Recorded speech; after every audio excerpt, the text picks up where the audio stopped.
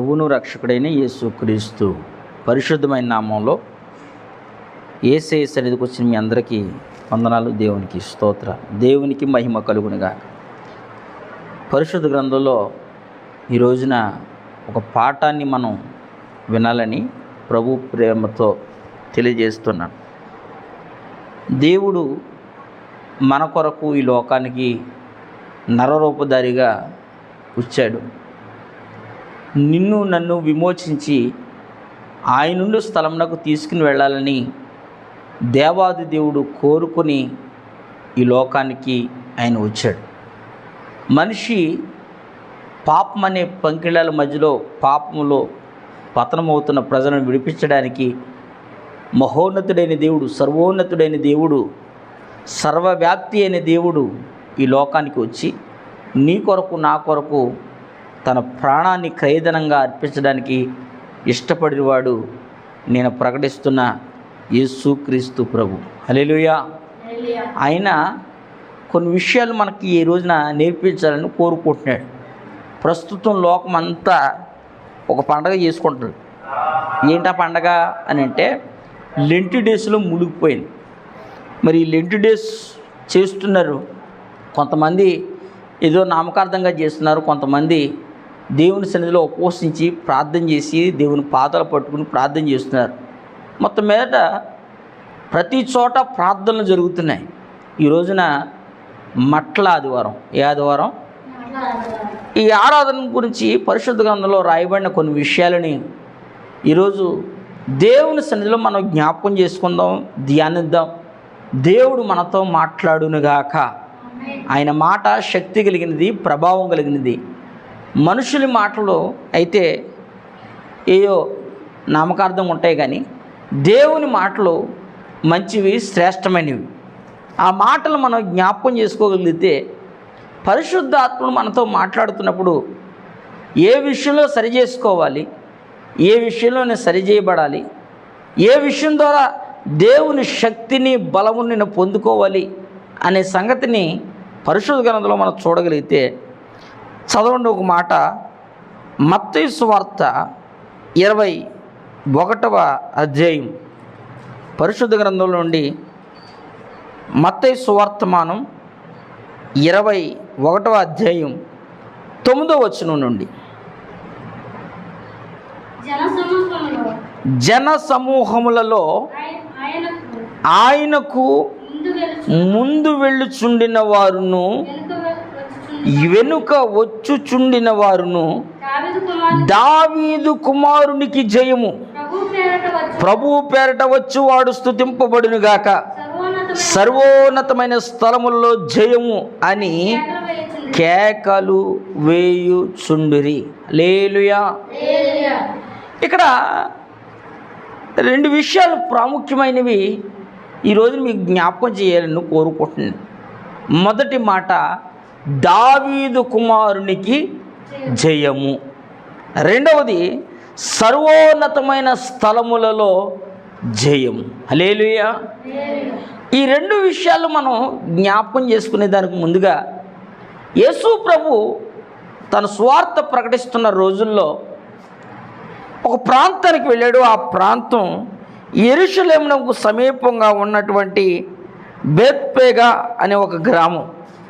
ఆ గ్రామంలో యేసు ప్రభు తన శిష్యులను ఇద్దరిని చూచి, అందరినీ పిలవలేదు, యేసు ప్రభు ఇద్దరిని పిలిచాడు. ఆ ఇద్దరు శిష్యుల్ని పంపించి ఎదుట ఉన్న గ్రామానికి వెళ్ళి అక్కడ ఒక గాడిద పిల్ల ఉంటే వాటిని తోలుకుని నా యొద్దకు రండి. ఎవరైనా ఒకవేళ ఆ గాడిద పిల్లను విప్పుతున్నప్పుడు అడిగితే ఇది ప్రభువునకు కావలసినది, ఎవరికి? ప్రభువునకు కావలసినది అని వాళ్ళతో చెప్పండి అని చెప్పి యేసు ప్రభు తన శిష్యులను పంపించినట్లుగా మనం చూస్తాం. వాళ్ళు వెళ్ళి వాటిని తీసుకుని వస్తున్నారు. పరిశుద్ధ గ్రంథంలో, ప్రవక్తల గ్రంథంలో రాయబడినట్లుగా ఏమందంటే, ఇదిగో నీ రాజు సాత్వికుడై గాడిదను భారీ వాహక పశుపిల్ల అయిన చిన్న గాడిదను ఎక్కి నీ యొద్దకు వచ్చుచున్నాడని సియోను కుమారుతో చెప్పుడి అనున్నది. ఈ దేవుని వాక్యం ఆయన రాకముందు చెప్పబడినటువంటి ఈ ప్రవచనాత్మైన మాటను బట్టి యేసు ప్రభు గాడిదెక్కి యెరూషలేము వీధుల్లో తిరుగుతున్నాడు. ఆ గాడిదని తీసుకొస్తే కొంతమంది తమకుండే శ్రేష్టమైన వస్త్రాలు తీసుకొచ్చి గాడిద మీద వేశారు. యేసు ప్రభు గాడిద మీద కూర్చున్నాడు. కొందరు తీసుకొచ్చిన బట్టలు దారి పొడుగున వేశారు, మరి కొందరు మట్టలు తీసుకొచ్చారు, కొంతమంది ఖర్జూరపు ఆకులు తీసుకొచ్చారు. ఇక రకరకాల ఆకులు వాటితో సంబరాలతో వెళుతూ ఉంటుంటే అప్పుడు వెనక ఉన్న వాళ్ళు ముందున్న వాళ్ళు అరిచి కేకలు వేస్తున్నారు. ఏమని కేకలు వేస్తున్నారంటే, దావీదు కుమారునికి జయము, ప్రభు పేరట వచ్చేవాడు స్తుతింపబడునుగాక అని సర్వోన్నతమైన స్థలముల్లో జయము జయము జయము అని కేకలు వేస్తున్నారు. హల్లెలూయా. అంటే జయము అనే మాటకు అర్థం ఏంటంటే హోసన్న. ఏంటి అర్థం? హోసన్న. ఈ జయము జయము అని పలుకుతున్న ఈ మాటలో ముందున్న వాళ్ళు చెప్తున్నారు, వెనకున్న వాళ్ళు చెప్తున్నారు. ముందు వెనక దావీదు కుమారుడికి జయము, దావీదు కుమారుడికి జయము అని స్తోత్రాలు చెబుతూ ఉన్నారు. ఈ అరుపులు కేకల మధ్యలో యేసు ప్రభు ఆ గాడిద మీద ఎక్కి వెళ్ళిపోతూ ఉన్నాడు. నేను అనే మాట ఏంటంటే, దేవుడు నా మనసులో ఉంచిన ఒక ఉద్దేశాన్ని మీతో పంచుకోవాలని కోరుకుంటున్నాను. ఏమిటయ్యా ఉద్దేశం, ఏమిటయ్యా సంగతి అని అంటే, అక్కడ చెప్తున్నాడు దావీదు కుమారునికి జయము. జయము అంటే అర్థం ఏమిటి? విజయాన్ని పొందాము, జయించాడు. ఏమండి, ఈ పోటీలో తను బాగా జయించాడండి. ఈ పరుగు పందెంలో ఫస్ట్ ప్రైజ్ జయాన్ని సాధించాడు. లేకపోతే వీడు చేస్తున్న పనిలో జయం సంపాదించండి, జయకరంగా మార్చబడ్డారండి. ఇక రకరకాలటువంటి లోకంలో జయాలు ఉన్నాయి.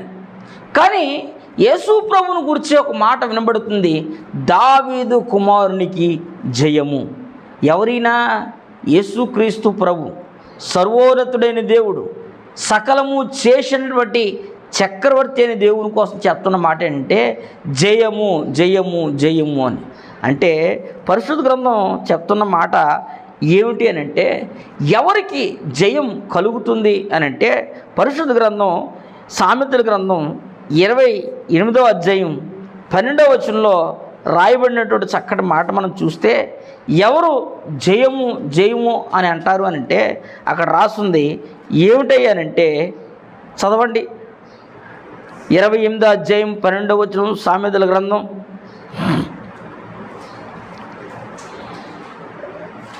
అక్కడ రాస్తున్న మాట నేను చదువుతున్నాను, గమనించండి.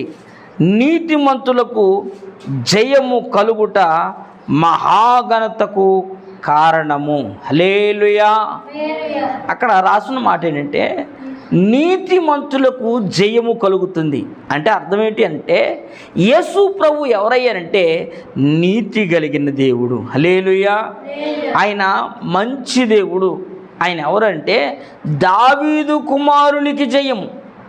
జయము అంటే ఎవరిని జయం కలుగుతుంది అని అంటే నీతిమంతులకు జయము కలుగుతుంది. నీతిమంతులు జయాన్ని విజయం పొందుతారు. నీతిమంతులకి అపజయం అనేది ఉండదు. నీతిమంతులు ఎక్కడికి వెళ్ళినా సక్సెస్ అవుతారు. అంటే విజయాన్ని సాధిస్తారు, జయం పొందుకుంటారు. కారణం ఏంటంటే వారు నీతిమంతులు.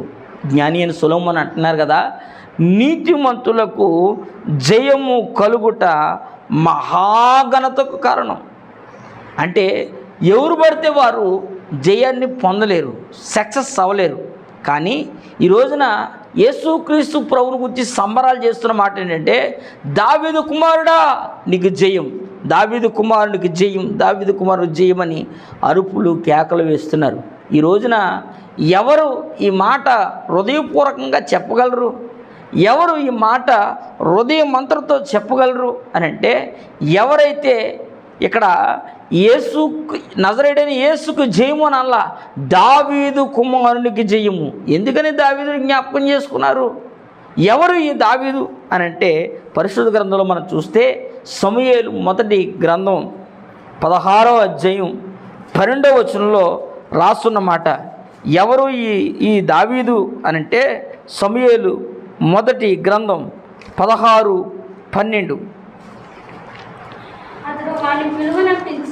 అతడు వానిని పిలువనంపించి లోపలకు తోడుకుని వచ్చెను. అతడు ఎర్రని వాడును, నేను చదువుతున్నాను, చక్కని నేత్రములు గలవాడు, సుందరుడైనడెను. అతడు రాగానే నేను కోరుకున్నవాడు ఇతడే. హల్లెలూయా. అక్కడ చాలామంది ఉన్నారు అన్నదమ్ములు, వాళ్ళందరినీ కాదని దేవుడు దావీదును కోరుకున్నాడు. అక్కడ పరిశుద్ధ గ్రంథం మనం చూస్తే అక్కడ ఉన్న సబ్జెక్ట్ ఏంటంటే దావీదు కుమారునికి జయము అనే మాటకి 16వ అధ్యాయం మనం ప్రారంభం నుండి చదువుకుంటూ వస్తే చాలామందిని దేవుడు చూచాడు, చాలామందిని దేవుడు గమనించాడు. వారెవ్వరిని దేవుడు కోరుకోలేదు. అక్కడున్న పాస్టర్ గారు ఏమనుకున్నారంటే చాలామంది తనకంటే ముందు వచ్చిన వాళ్ళని చూసి ఈయన్నే దేవుడు కోరుకున్నట్టుకున్నాడు అనుకునే లేపు దేవుడు అన్నాడు, ఇతను నేను కోరుకోలేదు. ఆ తర్వాత ఇంకొక ఆయన పిలిచాడు, ఈయన కోరుకున్నాడేమో, ఇతన్ని నేను కోరుకోలేదు, అతన్ని కోరుకోలే, ఇతన్ని కోరుకోలే. ఆ కారణం ఒక ఆయన వచ్చాడు, ఎక్కడో పొలంలో పనిచేసుకుంటున్న వ్యక్తి, లోకం దృష్టిలో ఏమండి ఎందుకు పనికిరానివాడు, గొర్రెల కాపరి. అతన్ని చూడగానే దేవాది దేవుడు చెప్తున్నాడు, అతను ఇంకా నువ్వు రాకముందే ఆ గుమ్మం బయట దూరాన్ని కనబడగానే దేవుడు అంటాడు, ఇదిగో నేను కోరుకున్నవాడు ఇతడే. హల్లెలూయా. దేవుడు కోరుకున్న వ్యక్తి దావీదు. హల్లెలూయా. ఈరోజు నన్ను ఈ భక్తి జీవితం, నా భక్తి జీవితం ఎలా ఉండాలని దేవుడు కోరుకుంటున్నాడంటే దేవుడు కోరుకునేటట్లుగా ఉండాలి మన భక్తి, ఆయన కోరుకునేటట్లుగా ఉండాలి మన భక్తి జీవితం. మనుషులు కోరినట్లుగా కాదు, దేవుడు కోరుకునే భక్తిని నీవు నేను చేయగలగాలి. మనుషులు కోరుకుంటారంటే మనుషులు మెచ్చుకుంటారు, ఎంతసేపు, కొద్దిసేపు, కొన్ని క్షణాలు. కానీ దేవుడు నిన్ను కోరుకోవాలి. హల్లెలూయా. ఆయన నిన్ను కోరుకుంటే ఏమండి ఆయన్ని బట్టి చెప్తున్నాడు, దేవుడు కోరుకున్న దావీదుని బట్టి. ఇక దావీదులో ఏమున్నాయి అని అంటే మరో మాట మనం చూస్తే సమూయేలు, అదే సమూయేలు మొదటి గ్రంథం 13వ అధ్యాయం 14వ వచనంలో ఒక చక్కటి మాట రాస్తుంది. ఎవరు ఈ దావీదు, ఎందుకని దావీదుని దేవుడు కోరుకున్నాడు, ఈ దావీదులో ఉన్నటువంటి లక్షణాలు ఏమిటి, ఎందుకని దేవుడు దావీదును కోరుకున్నాడు అనే సంగతి మనం చూస్తే 13వ అధ్యాయం 14వ వచనంలో రాస్తున్న మాట ఏమిటంటే, యెహోవా తన చిత్తానుసారమైన మనస్సు గల ఒకనిని కనుగొని ఉన్నాడు. ఎవరైనా ఎవరి దావీదు, దేవుని చిత్తాన్ని నెరవేర్చగలిగిన వాడు, దేవుని మనసెరిగిన దావీదు, దేవుని మనస్సులో ఏదైతే ఉందో దానిని చేయుటకు సిద్ధ మనస్సు కలిగిన వాడు దావీదు.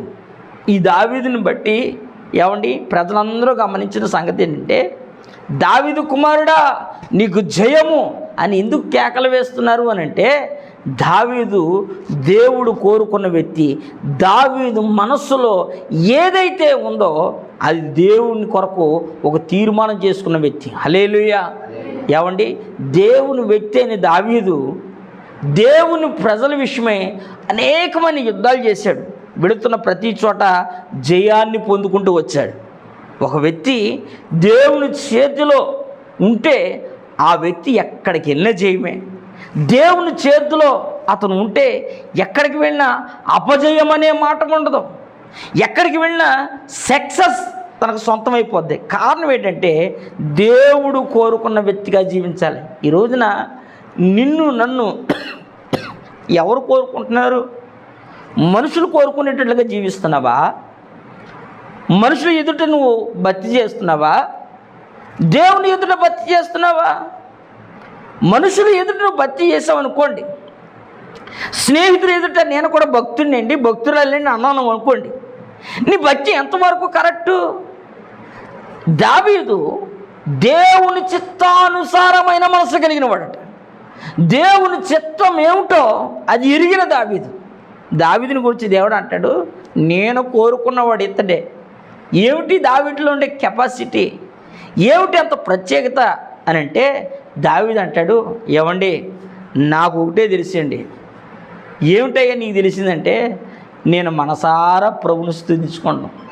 ఆ అరణ్యంలో ఉన్నప్పుడు, ఆ గొర్రెలు కాసుకుంటున్నప్పుడు దేవుని మనసారా స్తుతించి ఆరాధించడం తప్ప అంతకు మించి నాకేం తెలియదండి. దావీదు దేవునిని మనసారా ఆరాధించే వ్యక్తి, మనసారా సేవించే వ్యక్తి, ఆత్మలోను మనసులోను పాడుతూ పరవశిస్తూ దేవుని స్తుతించే ఒక గొప్ప మనసు కలిగిన వాడు దావీదు. స్తుతి ఎవరి నోట ఉంటుందంటే కృతజ్ఞత కలిగిన వాళ్ళ నోట. చెప్పండి, ఎవరి నోట? ఎవరికి కృతజ్ఞత అంటే చేసిన మేలును జ్ఞాపకం చేసుకున్నవాడు కృతజ్ఞత కలిగిన వాడు. హల్లెలూయా.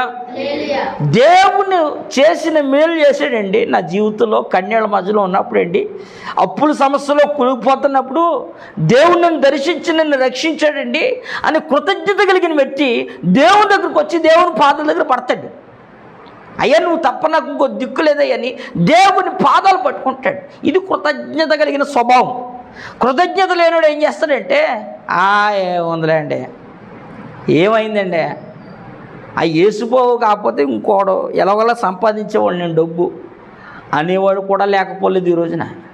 యేసు ప్రభు దావీదు కుమారుడికి జయమని ఎందుకు అని అంటున్నారంటే, దావీదుకి దేవునికి ఒక మంచి బంధం ఉంది.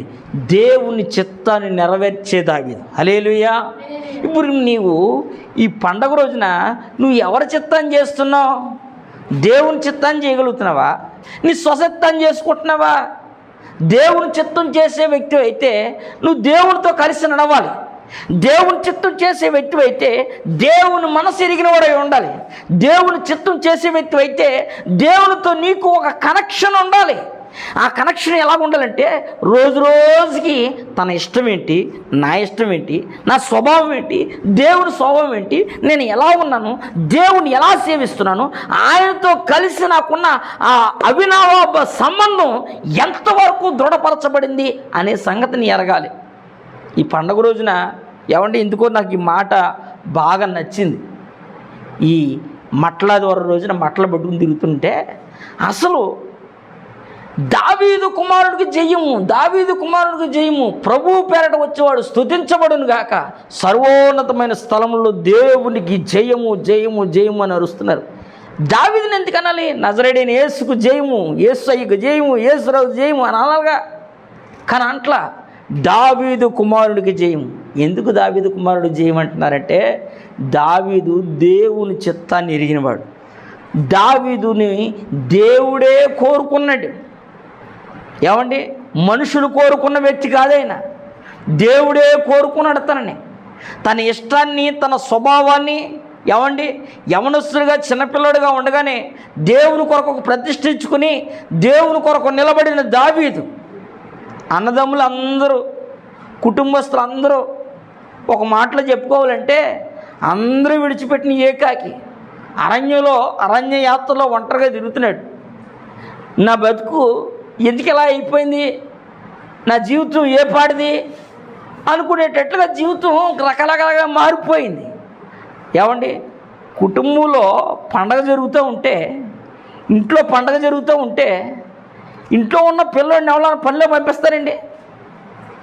ఇంట్లో ఉన్న పిల్లోడిని పల్లెకి వెళ్ళరా అని అంటారండి? ఆ కుర్చీలో కూర్చొని. ఇంట్లో ఉన్న వ్యక్తిని పండగకి ఎందుకు పంపిస్తారు? పల్లెకి ఎందుకు పంపిస్తారు అంటే, దావీదు కుటుంబంలో ఎంత విలువ ఉందో చూసారా? కుటుంబస్తులు అందరూ ఏమండి చిన్న చూపు చూసినా దేవుడు మాత్రం తనని వద్దనుకోలేదు. కారణం ఏంటంటే, దేవుడు కోరుకున్న వ్యక్తి దావీదు కూడా ఎట్లాంటి వాడంటే, దేవుడు నన్ను ప్రేమించాడు కాబట్టి మనం ఎన్ని వేసాలు వేసినా పర్లా, ఎలాగ తిరిగినా పర్లా, దేవుడు చూసుకుంటాడులే అని విడిచిపెట్టినాడు కాదు. దేవుని చిత్తానుసారంగా నడుస్తున్న వ్యక్తి దావీదు. హల్లెలూయా. చాలా సంగతులు ఉన్నాయి. ఈ 2 సంగతులు మీకు చెప్పాలని ఈ రోజున దేవుడు నా మనసులో ఉంచాడు. నేను అంటున్న మాట ఏంటంటే, నీవు మనుష్య చిత్తం చేసావు అనుకోండి, నీ ద్వారా దేవుని నామానికి అవమానం కలుగుతుంది. నీ స్వసిత్వం చేసామనుకోండి, నీ ద్వారా దేవుని నామానికి మహిమ కలగదు. ఈరోజు ఏంటి పండగ? ఏ పండగ? మట్లాదివారం. మరి మట్లాదివారం రోజున ఓ మట్ట తీసుకొచ్చి దాన్ని ఎండా పూలు ఎట్టి ఇట్లా కిటికీకి ఒక గుచ్చు కూర్చోమనుకోండి, చాలా మందిలో గుచ్చుతారులేండి, దేవుడి దేవులు మాకు లేవు, కిటికీలో పెట్టామనుకోండి, దాన్ని పండగ అంటారా?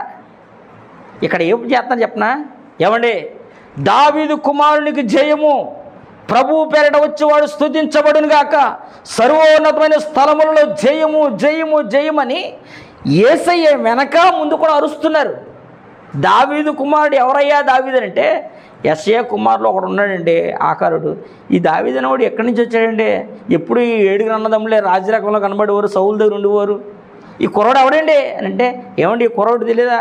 యెషయా ఆకారు కొడుకండి, ఆకారుడు కనిష్ఠుడు దావీదండి అని. ఈ దావీదుని మనుషుల దృష్టిలో ఒంటరివాడండి, బంధువుల దృష్టిలో ఒంటరివాడు, కన్నవాడి దృష్టిలో కూడా కానివాడే. ఎందుకంటే ఇంట్లో పండగ జరుగుతుంటే ఇంట్లో లేడు, పొలంలో ఉన్నాడు. అంటే నేను చెప్పాలనుకున్న మాట ఏంటంటే, లోకం దృష్టిలో నీ ఒంటరివాడు అయ్యావేమో, నీ బంధువుల విషయంలో నువ్వు ఒంటరివాడు అయిపోయావేమో, నీ రక్త సంబంధుల విషయంలో నువ్వు ఒంటరిగా మిగిలిపోయావేమో. నా దేవుడు నిన్ను విడిచిపెట్టడం. హల్లెలూయా.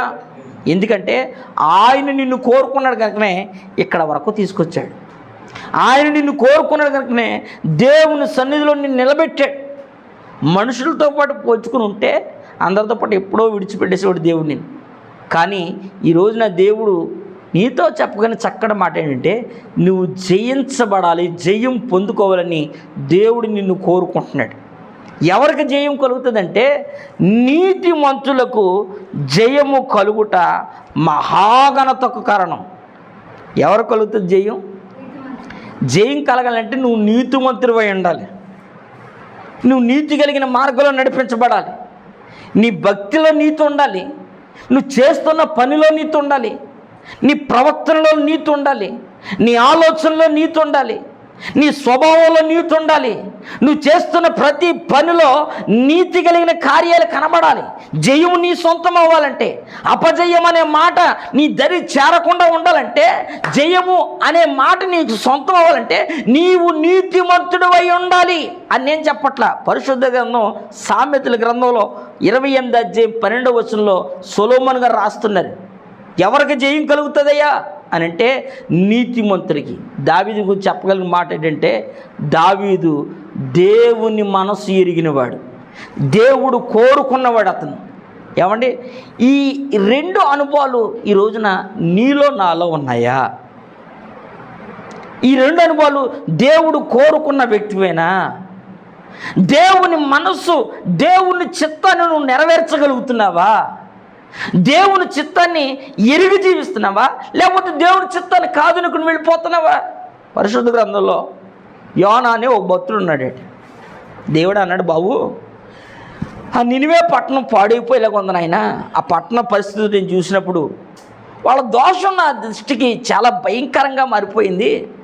ఎల్లిగో ఆ ప్రాంతాన్ని ఒకసారి దర్శించి ఆ ఊళ్ళో ఉన్న వాళ్ళందరూ చెప్పు, బాబు యేసు ప్రభువుని నమ్ముకోండి, ఆయన నీ మీద కోపంగా ఉన్నాడు, లేదంటే అగ్ని గంధకాలతో నీ పట్టణాన్ని కాల్చేయాలనుకుంటున్నాడు, నీ పట్టణానికి దుర్గతి సంభవించింది, వెళ్ళి చెప్పు బాబు అని దైవజనుడిని పంపించాడు. దైవజనుడిని పంపిస్తే, ఏమండి నీతిమంతుడికి ఉండే లక్షణం ఏం చేయాలో చెప్పిన వెంటనే పరిగెట్టుకు పోవాలవుద్దా? ఈయనేం చేశాడు చెప్పనా? అటువైపుకి వెళ్ళకుండా అయ్యగారు ఇటుపోయాడు. అయ్యగారు అన్నాడు, నువ్వు ఇటు వెళ్ళినైనా నువ్వు నీతిమంతుడు బాబు, నిన్ను నమ్మి ఒక ఊరు నినివే పట్టణం, మా పట్టణం, ఆ పట్టణం దగ్గరికి వెళ్ళు, ఆ పట్టణం గురించి కూర్చో, ఆ పట్టణానికి బోధించు, దాన్ని సరిచేయి, దాన్ని బాగు చేయి అని యేసయ్య ఆ పట్టణానికి పంపిస్తే, అయ్యగారు ఈ నినివే పట్టణంకి వెళ్ళకుండా ఆ తర్షీషు పట్టణం భలేగా ఉందండి, రాజమండ్రి పట్టణం పక్కన కాకినాడ వైజాగ్ భలేగా ఉన్నాయి, అబ్బా పెద్ద పెద్ద బిల్డింగ్లు షిప్పులు భలేగా ఉన్నాయి, ఈ భలేగా ఉన్నాయి, ఈ భలేగా ఉన్నాయని చెప్పి అయ్యగారు ఆ తర్షీషు అందాలు చూద్దకు పోయాడు. మనకు వైజాగ్ పట్టణం హైదరాబాద్ పట్టణం ఎట్లా ఉంటుందో అట్లా చూసుకుంటా పోయాడు ఆయన. నినివే పట్టణంకి వెళ్ళరా బాబు పాడైపోతుందంటే, ఈ పట్టణానికి వెళ్తే ఏముంది, వాళ్ళందరికీ మారుమోసం, ఇవాళ వెళ్ళినా మారుమోసం పొందారు, రేపు వెళ్ళినా పొందుతారని ఇటు పోయాడు ఆయన. కానీ గొప్ప సంగతి చెప్పమంటారా, దారి తప్పి వెళ్ళిపోయాడు. ఇతని ద్వారా చాలామంది బాధపడ్డారు. వాడికి ఎగురు పడుకున్నాడు. వాళ్ళ ఉన్న ఆహారం అంతా నీటిలో పోసారు. వాళ్ళ ఉన్నవాడు ఎందుకు వచ్చిందిరా ఈ తుఫాను, మన జీవితం ఇలా ఏమైపోయిందిరా అని కంగారు పడి వస్తువులన్నీ వేసిపోయి పడవ మొత్తం తేలిపోయిన తుఫాను ఆగట్లా.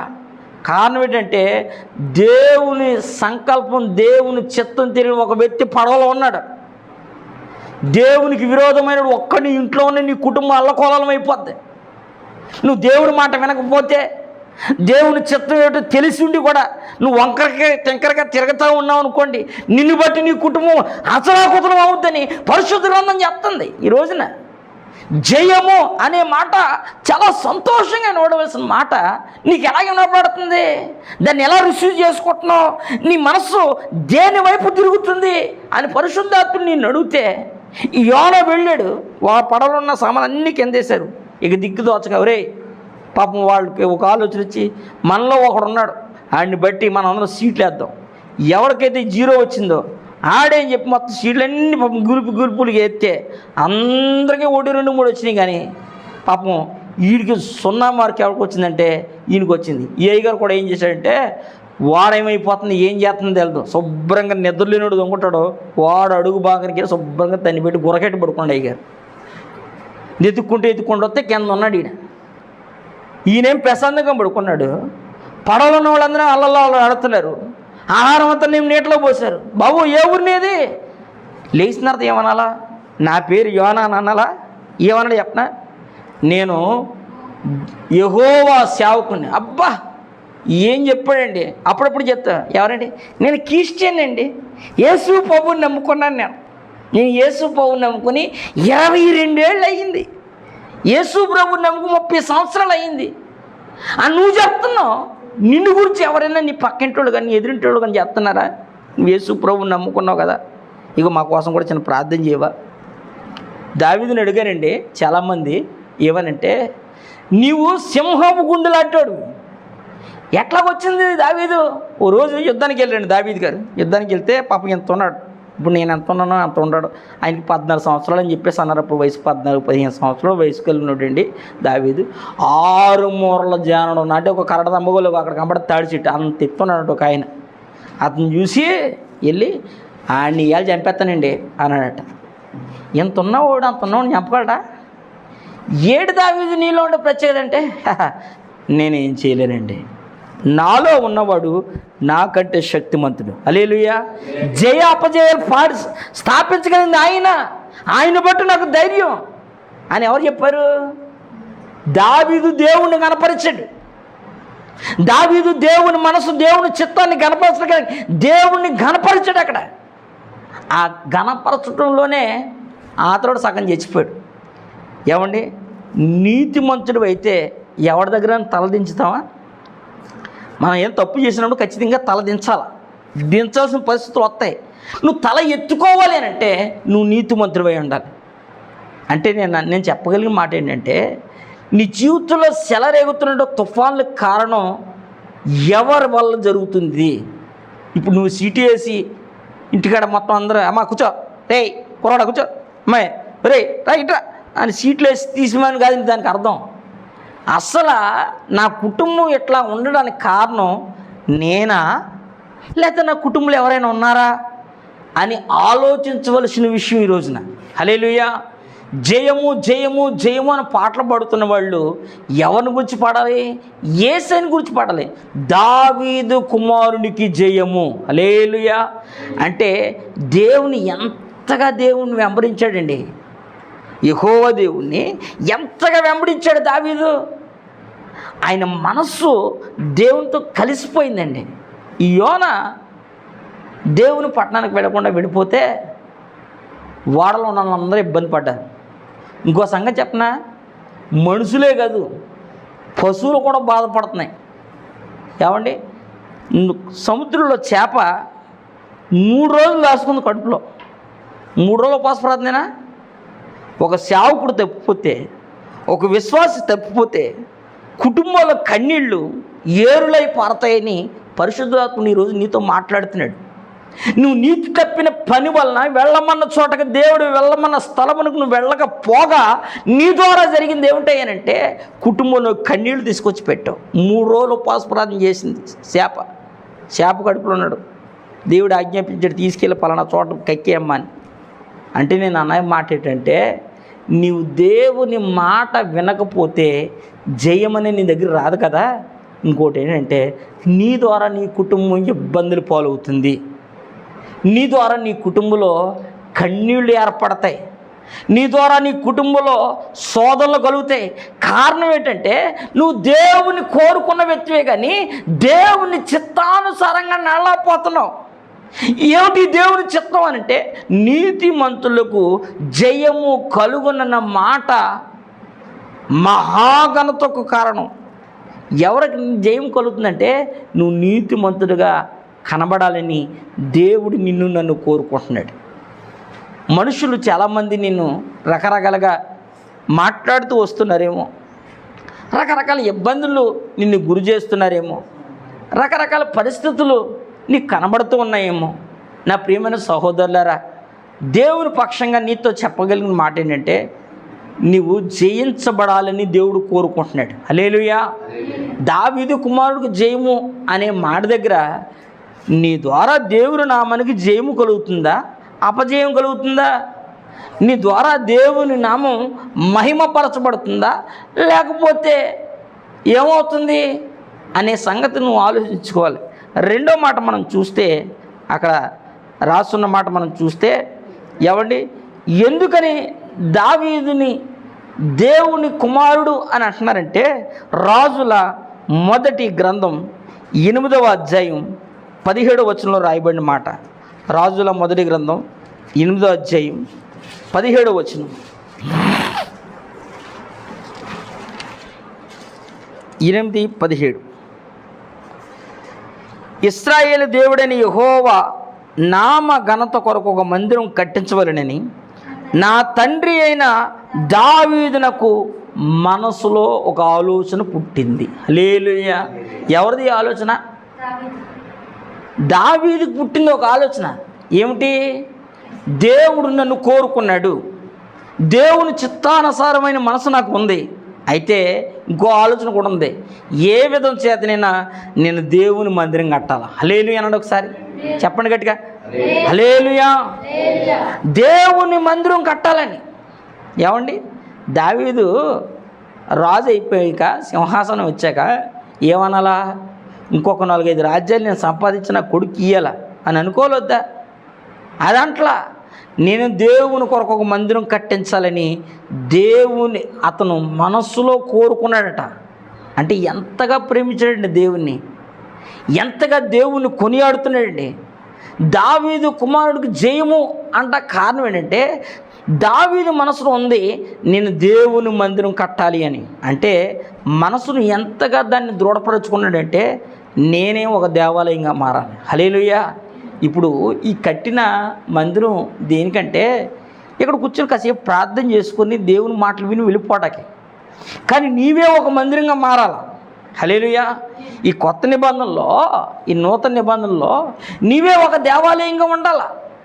నిన్ను చూసిన వాడు అనాలి, ఈయన దేవుని కుమారుడు అని అనాలి. ఎందుకంటే పరిశుద్ధ గ్రంథంలో ఓ చోట మనం చూస్తే అక్కడ రాసి ఉంటుంది, ఏమండి, దెయ్యాలు కేకలేస్తున్నాయి, సర్వోన్నతుడైన దేవుని యాజకుడా నువ్వు మాతో పనేటి, నీకు నువ్వు ఎందుకు వచ్చావు అంటుంది ఓ దెయ్యం కేకలేస్తుంది. ఏడు బాబు నువ్వు ఎందుకు వచ్చావు అక్కడికే, ఎందుకు రావాలా, అప్పుడే మమ్మల్ని నశించేస్తావా, ఎందుకు వచ్చాను అని దెయ్యాలు అడుగుతున్నాయి. ఎప్పుడైనా అయ్యా నా స్థితి బాగోలేదు నన్ను బాగు చేయి అని దేవుడిని ఎప్పుడైనా అడిగావా? అయ్యా నేను ఎలా బ్రతకాలి, నేను ఎలా జీవించాలి, నేను ఎలా భక్తి చేయాలి ఎప్పుడైనా యేసయ్యని అడిగావా? దెయ్యం అడుగుతుంది. నన్ను నశింపజేస్తాక అప్పుడే వచ్చేసావా అంటే, దేవుడు వస్తే అవి నశించిపోతాయి, నరకానికి పోతాయనే సంగతి ఎవరు తెలుసు? దురాత్మలకు తెలుసు. ఆయన వస్తే మాకేమవుతుందని. హల్లెలూయా. అంటే దేవుడు నిన్ను ఎందుకని గమనిస్తున్నాడంటే, నువ్వే విధం చేతనైనా జయము పొందుకోవాలని దేవుడు కోరుకుంటున్నాడు. జయము అనే మాటకి అర్థం ఏంటంటే, ఏమండి, ఇక ఆ తర్వాత ఏమండి, పరుగు పందులో ఫస్ట్ ప్రైజ్ వచ్చిందనుకోండి, దానికంటే ఇంకో ప్రైజ్ ఉంటుందా? ఫస్ట్ ప్రైజ్ ఒకటి ఉంటుందా, రెండు ఉంటుందా? ఒకటే ఉంటుంది. ఆ ఒక్కటిలో నువ్వెందుకు ఉండకూడదు? ఆ ఒక్కడిలో నువ్వెందుకు ఉండకూడదు? ఆ జయము పొందుకునే వ్యక్తులు నువ్వెందుకు ఉండకూడదు? కారణం ఏంటంటే మన దేవుడు జయించాడు. దేన్ని చెప్పనా? లోకాన్ని జయించిన చక్రవర్తి నేను ప్రకటిస్తున్న యేసుక్రీస్తు ప్రభు. హల్లెలూయా. ఆయన కుమారులు మనం, ఆయన కుమార్తెలు మనం కూడా లోకాన్ని జయించాలని దేవుడు కోరుకుంటున్నాడు. దావీదు కుమారుడికి జయమని ఎందుకు అన్నారంటే, యేసయ్య 33.5 సంవత్సరాల్లో లోకమంతటిని జయించి చక్రవర్తిగా నిలబడ్డాడు. దేం జయించాడంటే రాజ్యాలు కాదు, దేవుడు మనుషుల మనసును గెలిచాడు. మనుషుల మనసులను గెలిచాడు. పాపం లేనివాడిగా, పరిశుద్ధతను కోరుకున్నవాడిగా, పాపం ఎరుగనివాడిగా, పాపం చేయనివాడిగా, నాలో పాపం ఉందని మీలో ఎవడన్నా స్థాపించగలడని ప్రపంచానికి సవాలు విసిరినటువంటి చక్రవర్తి యేసుక్రీస్తు దేవుడు. హల్లెలూయా. ఆయన కోసం ఏమండి ఇది నెరవేర్చి చూపించాడండి. ఈ రోజున నీ జీవితంలో, నా జీవితంలో కనబడవలసిన దేవుడు కోరుకుంటుంది ఏంటంటే, ఈ మట్ల ద్వారా రోజున దేవుడు నీలో నాలో చూడాలనుకుంటుంది ఏంటంటే, నీ ద్వారా దేవుని నామానికి జయము కలగాలి. ఇంకొక మాట మీకు జ్ఞాపకం చేసి నేను ముగిస్తాను. అక్కడ మూడో మాట ఏంటంటే, సర్వోన్నతమైన స్థలములలో దేవునికి జయము. చదవండి ఒక మాట, లూకాసు వార్త 2వ అధ్యాయం 14వ వచనం. లూకాసు వార్త 2వ అధ్యాయం 14వ వచనంలో రాయబడిన చక్కటి మాట.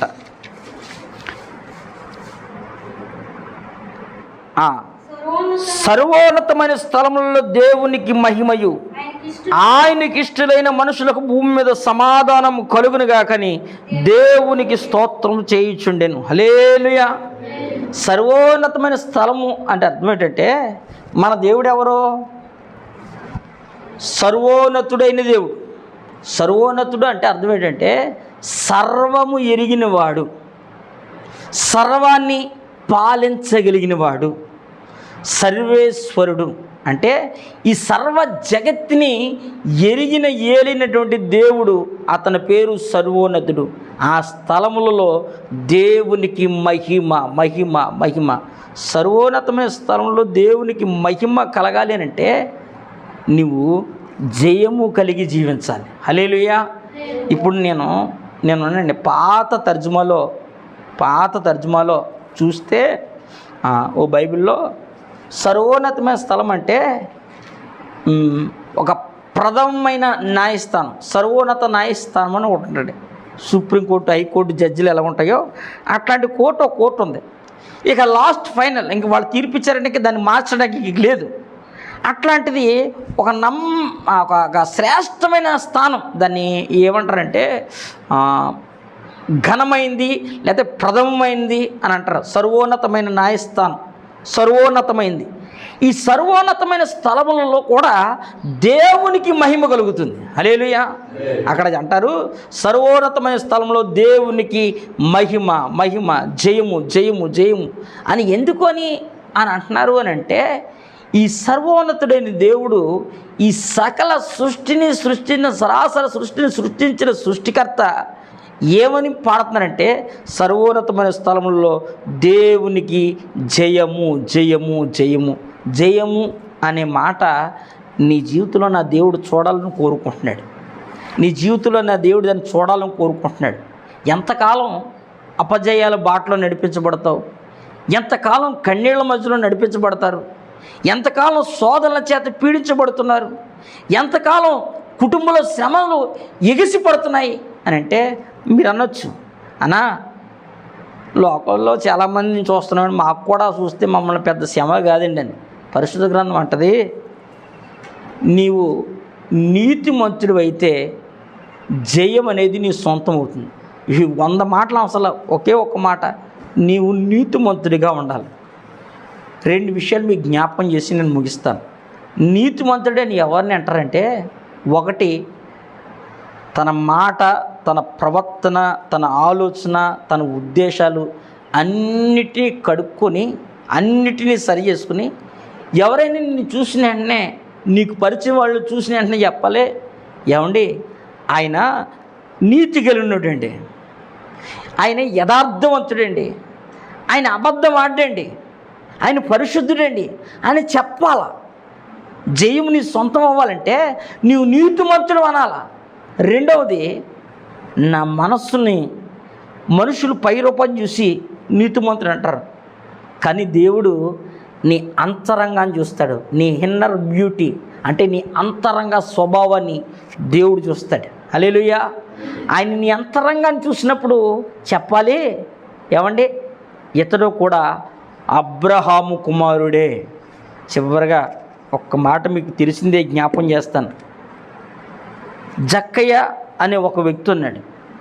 ఈ జక్కయ్యని గురించి ఊళ్ళో వాళ్ళందరూ ఏమనుకున్నామంటే, వీడు మహాకోపిష్టుడండి, చాలామంది దగ్గర మొత్తం అన్యాయంగా సంపాదించినంత ఆస్తి సంపాదించాడు, బీభత్సంగా వడ్డీలు వేసి లాగిపోడండి అని అనేవాడు. పాపం యేసు ప్రభు ఉండగానే అతను కూడా అట్లాగే తిట్టారు. ఊళ్ళో ఉన్న వాళ్ళందరూ కూడా రకరకాలుగా మాట్లాడారు. యేసు ప్రభుని చూశాక యేసు ప్రభు దగ్గరికి వచ్చిన తర్వాత జక్కయ్య మనసు మారిపోయింది. ఏం మారిందో చెప్పనా? యేసు ప్రభుని చూడగానే తన స్వభావాన్ని మార్చుకున్నాడు, తన బ్రతుకును మార్చుకున్నాడు, తన జీవితాన్ని మార్చుకున్నాడు, తన భవిష్యత్తును కూడా మార్చుకున్నాడు. ఏమని మార్చుకున్నాడు? డబ్బు లేదని యేసు ప్రభు దగ్గరికి వచ్చాడా? ఘనత లేదని యేసు ప్రభు దగ్గరికి వచ్చాడా? యేసు ప్రభుని చూడాలనుకుని చూశాడు. చూసిన వెంటనే తన మనసును మార్చుకుని చేస్తున్నాడు. అయ్యా, నేను ఇంతకుముందు అగో వాళ్ళందరూ అంటున్నారే, ఈ పాపి ఇంటికి యేసు ప్రభు ఇంటికి వెళ్తున్నాడు, అతని ఇంటికి వెళ్తున్నాడు ఏంటి అన్నారు. వెంటనే యేసు ప్రభుని ఆపి, అయ్యా నేను ఎట్లాంటుండంటే చాలామంది దగ్గర అన్యాయంగా బోళ్ళని డబ్బు సంపాదించాను. డబ్బు లేక కాదు, నాకు డబ్బు అంటే ప్రాణం, డబ్బు అంటే చాలా తీపి నాకు. నేను చాలా డబ్బు సంపాదించా. ఎవరెవరి దగ్గర అయితే నేను అన్యాయంగా డబ్బు సంపాదించాను, అయ్యా పరిశుద్ధుడు నువ్వు నా ఇంటికి వస్తున్నావు కనుక మొదటిగా నన్ను క్షమించు. నేను చెప్పగలిగిన మాట ఏంటంటే, నన్ను క్షమించయ్యా. ఎవరి దగ్గర అయితే అన్యాయంగా తీసుకున్నానో, 100 రూపాయలు తీసుకున్నానా 400 కలిపి 500 ఇస్తానయ్యా. 1,00,000 తీసుకున్నానా 5 లక్షలు ఇస్తా అని తను ఎంతైతే అన్యాయంగా తీసుకున్నాడో దానికి 4 అంతలు తిరిగి ఇచ్చాడండి. బేదోడా డబ్బు ఉన్నవాడు జక్కయ్య ఇచ్చి మిగిలిన ఆస్తులో సగం అమ్మి బేదలకు ఇస్తాను అంటే, ఓ మాటలో చెప్పాలంటే ఇప్పటి కాలపు మిలినియర్, కోటీశ్వరుడు, కోట్ల రూపాయల అధికారి యేసు ప్రభుని చూసిన వెంటనే మారు మనసు వచ్చింది. ఏమనుకోకండి, ఇన్ని సంవత్సరాలుగా దేవుని మందిరంకి వస్తున్నావు, మరి నీ మనసు ఎట్లా ఉంది? నువ్వు దేవుని కోరుకుంటున్నావు, సెల్ ఫోన్ కోరుకుంటున్నావా? లేకపోతే లోకంలో తిరిగే రకరకాలు ఉంటాయే హెచ్చులు, వాటిని కోరుకుంటున్నావా? లేకపోతే నా రేంజ్ నీకు తెలియదు అనుకోని మాట్లాడుకుంటున్నావా? లేకపోతే వేటి కొరకు జీవిస్తున్నావు? యేసు ప్రభు దగ్గరకు వచ్చావు, ఒక్కసారి యేసు ప్రభుని చూసినట్టే మారు మనసు పొంది జక్కయ్య మేల. ఇన్ని సంవత్సరాలుగా దేవుని మందిరంకి వచ్చినా నీ బుద్ధి మార్చుకోలేకపోతున్నావు, నీ భవిష్యత్తు బాగుపట్ల నీ నీతిమంతుడని చెప్పుకుంటున్నావు తప్ప నీవు ఎక్కడ చూసినా కన్నీళ్ళు జీవితాన్ని వెంబడిస్తున్నాయి అనుకుంటున్న ప్రతి పనిలో సక్సెస్ కాలేకపోతున్నావు. కారణం ఏంటంటే నువ్వు యేసయ్యని చూసావు తప్ప యేసయ్య మనసు నువ్వు చూడలేకపోయావు. జక్కయ్య యేసుని చూసి యేసయ్యలో ఆయన మనసును ఎరిగి, నేను పాపినైనా నా ఇంటికి రావడానికి ముందు నా ఆస్తి నమ్మి బేదలకు ఇచ్చేస్తా, ఎవడెవడి దగ్గర అన్యాయం తీసుకుని 4 తెస్తా. అప్పుడు దాకా మాట్లాడిన వాళ్ళు ఇక మాట్లాడడం మానేశారు. రే జక్కయ్య ఇతడేనా అనుకునే లోపే యేసు ప్రభు మాట్లాడుతున్నాడు, ఇతడును అబ్రహాము కుమారుడే. నిన్ను గూర్చి నన్ను గూర్చి ఇవేమని వినబడుతుంది? ఇలా చిన్నప్పటి నుంచి ప్రభు నమ్ముకున్నారండి, కానీ మా 2 ఏళ్ళు అని అంటున్నారా? వీళ్ళు ఎప్పటి నుంచో క్రీస్తు పూర్వం నుంచి యేసు నమ్ముకుని వీళ్ళందరూ ప్రభు మందిరానికి వెళ్తారండి, మారు మనసు పొందుతారండి, అంటుబోళ్ళకి వెళ్ళా దాచబోళ్ళకి గుర్తులు అన్నీ తెస్తారండి, మారు మనసు పొందరండి అని అంటున్నారా? అంటే నీ ద్వారా దేవుని నామానికి అవమానకరంగా మార్చబడుతుందని దేవుడు నీతో మాట్లాడుతున్నాడు. తమ్ముడా, చెల్లి, నీ మనసు దేవునికి ఆయన ఈ పండగ రోజు మట్లాదవరం రోజు దేవుడు నీతో మాట్లాడుతున్నాడు. ఏమని మాట్లాడుతున్నాడంటే, నీవు జయం పొందాలని దేవుడు కోరుకుంటున్నాడు. నీతిమంతులకు జయము కలుగుట మహాఘనతకు కారణమని సామెతల గ్రంథకర్త తెలియజేస్తున్నాడు. నువ్వు నీతిమంతుడివైతే చాలు, దేవుడి నిన్ను మహాఘనతగా గనురాలుగా చేయగలడని దేవుని వాక్యం చెప్తుంది. నీవు ఎన్ని సంవత్సరాలు మందిరానికి వచ్చావు అనేది కాదు ముఖ్యం, ఎంతగా దేవునితో కలిసి నడుస్తున్నావు అనేది ముఖ్యం. ఎన్ని సంవత్సరాలు సీనియారిటీ ఉందో ముఖ్యం కాదు, ఎంత సిన్సియారిటీగా దేవుని సన్నిధిలో భక్తి చేస్తున్నావు. దేంట్లో కావాలి సిన్సియారిటీ? డబ్బు సంపాదించడంలోనా, పదప సంపాదించడంలోనా, 10 మంది నాతో పాటు రావడంలోనా, 10 మందికి నేను ఫోన్ చేస్తే తమ్ముడు బాగున్నాను అనే విషయంలో కాదు నీ పరపతి ఉండవలసింది. దేవుని ఎదుట నువ్వు ధన్యుడిగా మారాలి. కారణం, లోకం నిన్న మొన్నట్లాగా లేదు. చివరిగా ఫైనల్గా ఒక మాట జ్ఞాపకం చేస్తానండి. 20 సంవత్సరాలు 20 రోజులు 10 రోజులు అవుతుంది ఇంచుమించుగా దైవజనుడు చనిపోయి. భయంకరంగా మొత్తం ట్రోలింగ్ గీలింగ్ మొత్తం వేశారు. ప్రారంభ రోజు పడిపోయినప్పుడు ఒకడు అన్నాడు, అన్యుజుడు. ఏమన్నాడంటే, ఆడు తాగి పడిపోయాడే, పోస్ట్ మార్టం రిపోర్ట్లు కూడా అదే వస్తుంది చూడండి అన్నాడు. అదే ఇచ్చారు. తాగి పోస్ట్ మార్టం రిపోర్ట్లో తాగి పడిపోయాడు, అందుకే చచ్చిపోయాడు. ఆయన 3 సార్లు పడ్డాడు, 4వసారి లారీ గుద్దింది, కింద పడిపోయి చచ్చిపోయాడు అని రిపోర్ట్ పంపించాడు. లోకం దృష్టిలో యేసుప్రభుని కూడా ఏమన్నారంటే, నువ్వు బాధకుడువా అని సిలివేసి ప్రజలు వద్దనుకున్నారు. అయిపోయిందిలే, యేసుప్రభు చరిత్ర అనుకున్నారు. 2000 సంవత్సరాల క్రితం అయిపోయింది. ఇంక యేసుప్రభు లేడు అనుకున్నారు. ఏమండి, ఈ చిన్నోడిని నాకులాటోళ్ళు కోట్ల మంది ఉన్నారు. యేసుప్రభు అబద్ధమైతే యేసుప్రభు దగ్గరికి ఎవడు రాడో, ఎవడు సావడు. అసలు చంపుతాను వస్తే నిజాన్ని ఎవడన్నా ఒప్పుకుని, ఈ అబద్ధాన్ని ఎవడన్నా ఒప్పుకుని చచ్చిపోతాడా? యేసుప్రభు దేవుడు కాదనుకుంటే ఈ దేశానికి సువార్త వచ్చేదా? విలియం కేరీ గారు ఇక్కడికి వచ్చి యేసుప్రభు అని చెప్పి ఇక్కడ చచ్చిపోతారు వాళ్ళు. యేసుప్రభు నమ్మదగినడు కాడు అని అనుకుంటే ఎంతమంది అంత సాక్షులు లేరు మన ఊర్లో, మన దేశంలో. ఎంతమంది ప్రాణదానం చేయడానికి కారణం యేసుప్రభు ప్రేమ కలిగినాడు. ఇక్కడ కళ్ళు మూస్తే అక్కడ కళ్ళు తెరుస్తాను. హల్లెలూయా. దీనికోసం జీవితాలను పాడు చేసుకున్న వాళ్ళు ఉన్నారు, ప్రాణాలు సైతం అప్పగించిన వాళ్ళు ఉన్నారు. నేడు రేపు యేసయ్య రాబోతున్నాడు. యేసయ్య రాకడ బహు సమీపంగా ఉంది. ఇప్పుడైనా నీవు కన్నులు తెరిచి, అంటే నీ హృదయపు నేత్రాలు చేసి యేసయ్య దగ్గరగా రావాలని దేవుడు కోరుకుంటున్నాడు. ఆ రోజున ప్రజలు అరిసిన అరుపులు కారణం ఏంటంటే, దావీదు దేవుని కొరకు తన మనసును, తన జీవితాన్ని అప్పగించుకున్నాడు. జీవితం ఆశీర్వాదకరంగా మార్చబడింది. దావీదు కుమారుడా, నజరేయుడైన యేసు అని గురుడివాడు పిలిచాడు. కళ్ళున్న వాళ్ళందరూ అంటున్నారు, దావీదు కుమారుడికి జయము, దావీదు కుమారుడికి జయము. అంటే దావీదులో ఉన్న భక్తిని దావీదు చనిపోయిన తర్వాత కూడా, వాళ్ళ తర్వాత తరంలో కూడా దావీదు దేవుని ఎరిగినవాడని ఎవరు గుర్తుపెట్టారు? మనుషులు గుర్తుపెట్టారు. మనుషులు గుర్తుపెట్టి దేవుణ్ణి కొనియాడారు. ఈ రోజున నిన్ను బట్టి నీ తర్వాత పిల్లలు చెప్పాలా, మా నాన్న డేవిడ్ గారు మంచి భక్తి చేశాడండి మా నాన్న, ఆ భక్తి మాకు నేర్పించాడని చెప్పాలా. అంతే తప్ప మా నాన్న మందిరానికి వెళ్ళేవాడు కానండి, ఏం ఉపయోగం లేదండి అని అన్నారనుకోండి, దానివల్ల కుటుంబానికి ఏమన్నా ఆశీర్వాదం ఉంటుందా? నా ప్రియమైన సహోదరులారా, ప్రభు సన్నిధిలో చెప్పగలిగిన మాట దావీదు కోసం కూడా అదే సాక్ష్యం. మా తండ్రి మనసులో ఒక ఆలోచన ఉండేదండి, దేవుని మందిరం కట్టాలని. హల్లెలూయా. దేవుని చిత్తాన్ని చేయాలని. మా నాన్న ఆఖరి వరకు దానికోసం ప్రయాసపడ్డాడు. ఆ భారాన్ని దేవుడు నాకు అప్పగించాడు అని దావీదు కుమారుడైనటువంటి సొలొమోను తన జీవితాన్ని ఒక సాక్ష్యంగా పెట్టాడు. దాని ద్వారా జయము తన కుటుంబాన్ని సొంతమైంది. నేను చెప్పగలిగిన మాట ఏంటంటే, ఒక సేవకుడిగా నీ జీవితంలో కూడా కన్నీళ్ళు, వేదనలు నీ జీవితంలో వెంబడిస్తాయి. ప్రతి మనిషి జీవితంలో కన్నీళ్ళు, బాధలు వస్తాయి.